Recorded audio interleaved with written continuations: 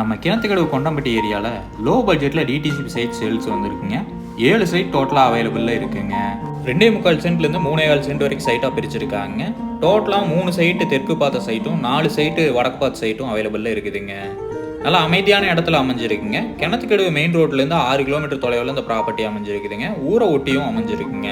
ஈஸ்வர் காலேஜுக்கு ரொம்ப பக்கத்துலேயே இந்த ப்ராப்பர்ட்டி அமைஞ்சிருக்குதுங்க. இன்வெஸ்ட்மெண்ட்டுக்கு ஏற்ற ப்ராப்பர்ட்டிங்க.